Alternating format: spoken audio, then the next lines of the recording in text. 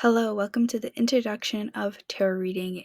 This is where you're going to be learning about the history and all about tarot reading before we get into how to actually tarot read. So, first, we're going to start with the history of tarot reading. So, tarot cards themselves have been around for a very long time. The first documented adaptation of tarot cards go back as far as the 1430s. It originated in Italy. The original deck was actually a game called Tarioki. I think that's how you pronounce it. Um, it was often found in wealthier families' homes, so you had to have some sort of money to get these cards because they were all hand painted, all crafted beautifully. They were a hot ticket item because they were so beautifully illustrated. The card game was a mix of like Uno and Bridge. I've watched a video of how they used to play it. It's a lot like Bridge. The oldest, fullest deck that is still around that we can go visit is from 1490, called the Solo Blunka, Bosca, however you want to pronounce it. You can see a little bit of the artistic designs that went with those cards back then. They're a lot different than the cards we see today. So now we're going to jump to the 18th century. At this point, the deck has expanded to other countries, specifically France. French occultist named Adela started to connect the cards to ancient Egyptian mystery and Caliphatic symbols. The theory behind it was great, but they ended up proving that it lacked historical evidence. And even though it lacked that historical evidence, it started this revolutionary impact. And by the 19th centuries, that is when oracles started using the cards for divination. So that's her doing that really helped oracles be able to start using it and connecting it to the oracle side of it and saying, hey, there might be something more here than just a card game. So now that we're in the 19th centuries, a lot of oracles started using these cards, and some organizations started picking them up. Specifically, one that was a very big influence on it was the Hermetic Order of the Golden Dawn. This was a secret society. They practiced a system of ceremonial magic and set intentions for spiritual development and personal transformation. There's not a lot of record of what actually they believed in and taught and what these magical rituals were. A lot of their things are still used in Western occultisms and other groups. This organization was disbanded in 1970s though because of power struggles. They were actually a part of a schism, so that is their organization broke up into many different types of religions um, out there today, just like the famous one, the Western Eastern Schism of the Catholic Church. There's a lot of different branches that broke off of it to do their own type of things. A lot of their rituals transferred into other types of things that are still out there today,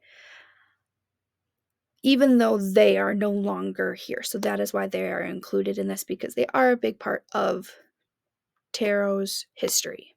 So now we're in the 20th century, and today there is no church or specific religion or organization tied to tarot cards that are claiming it, like that last one, claiming it as their own. The current deck that is most popular, that most people use, is the Rider Wyatt Smith deck. This was released in December of 1901. That is the deck that I use, that you will be learning off of for these videos. This is a pivotal moment as it opened up tarot reading to anyone who was interested, and not having to be affiliated with any specific religion or beliefs. You could still believe and still practice your religion. This was just an added thing that could benefit you. It became less about the occult and more about the regular person's divination and spiritual connections. Now, how and when do I pick that tarot deck? So there is a couple things before you go and pick your deck that you're going to want to consider. So when you are looking at your deck, you want to pick one that resonates with you the most visually. So is it one that you've learned with? I have my cards that I learned with, those are the ones I use. I feel most connected to it. I do have another set that is a Disney set. I love this set. It's beautiful. I cannot use it to do readings though because I don't feel a connection with the imageries and I don't feel connected with the cards. But these ones I feel really connected with. Also, emotionally, again, that's emotions. Do you feel something when you're holding that deck? And then trust your intuition.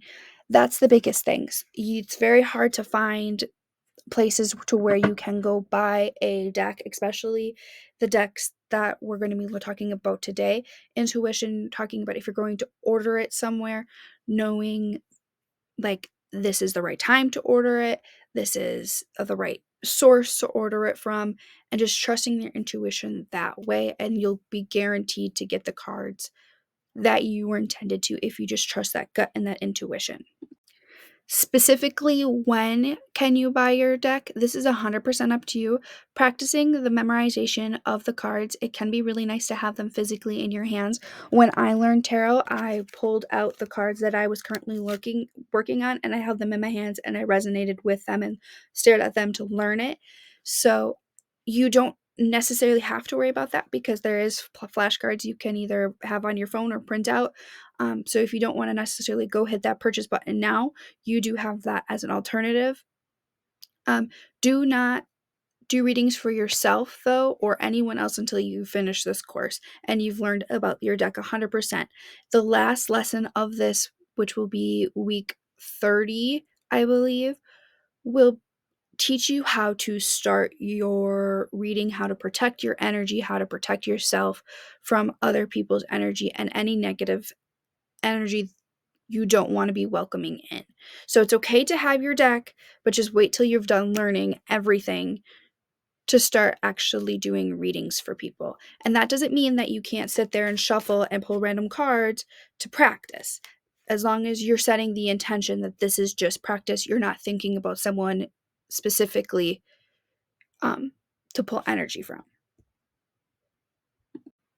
Congratulations, you just finished your first lesson in tarot reading. So, what is next? That's a great question. Next, you are ready for week 1. So, this was just the introductory. This is going to be welcomed with week 1. So, if you are here now, you can hop right on over to week 1 and start learning. Thank you, and I'll see you soon.